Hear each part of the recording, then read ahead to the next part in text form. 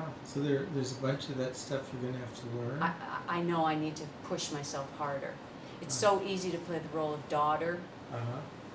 and get caught up as mom and wife, and then there's all the traditional roles that I grew up with of hearing, I had 3 brothers and I ended up here.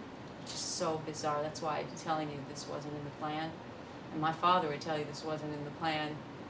But you know, he used to tell me, why don't you go to the house and help your mother? And now I tease him and say, I bet you wish you didn't tell me to go to the house and help my mother.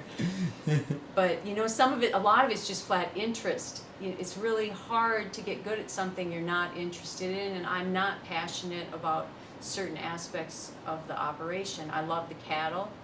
Luckily, that's the largest part of our operation. Then there's all these decisions about chemicals and seed, and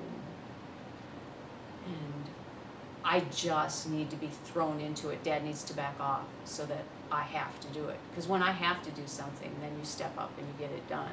But I'm afraid there may be a day of reckoning if I don't push myself a little harder. Yeah. Now you're in an interesting marriage. Your husband's a banker, right? Correct. So, I mean, the farmers and bankers, like the the farmers and the ranchers in Oklahoma.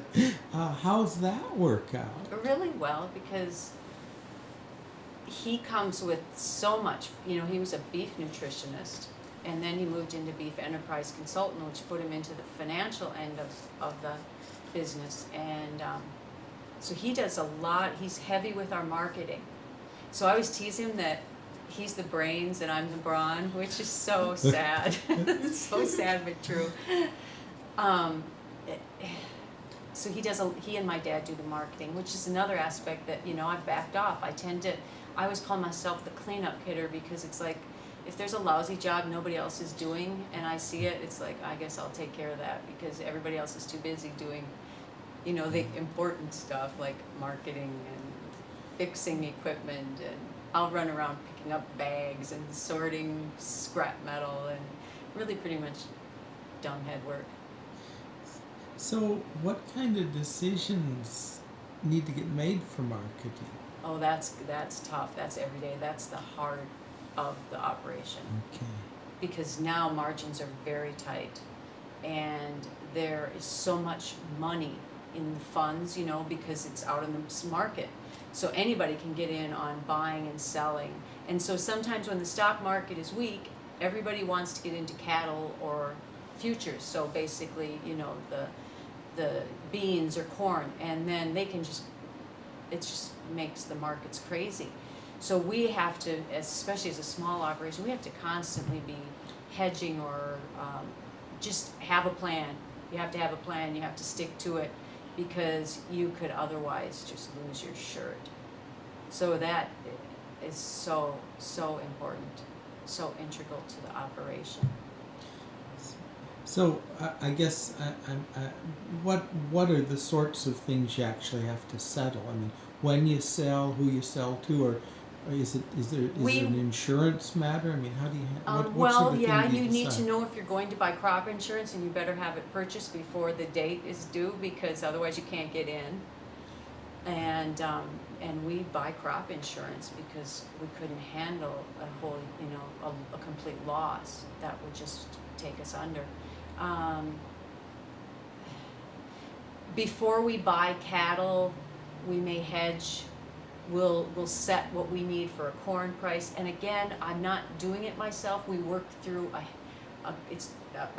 we work through a company who makes these transactions for us. So we'll call them and say, we need a put, or we need a call, or we need to hedge this or that, to make sure that we are protected. Like when we buy our cattle in the fall, you know, we have to know what our break even is. We have to know when we're buying the cattle at the price we're gonna spend, that we have a break even that we can absolutely meet, and then hope that we can lock in a little profit with that. And that's where all that hedging comes. I can't get any more technical, sorry, than that with you, because it's just not my area of expertise. I'm trying to learn. Well, how unpredictable are cattle? I mean, you get the unpredictability of the market, but then matters of how Yeah. much they gain, how much illness you get, stuff like that. Have you got that down to a science? We purchase our cattle in the fall from a buyer. We have two buyers. We have one out in Montana that we have been buying from since my grandfather started, or his companies since my grandfather bought cattle back in the 30s and 40s, I believe. I mean, before my dad came here. And we have an understanding. He knows cattle. And now the cattle that we've been getting from Montana every fall, we've been buying consistently since I've been here. So we know what to expect from their genetics. So we know what our gains should be.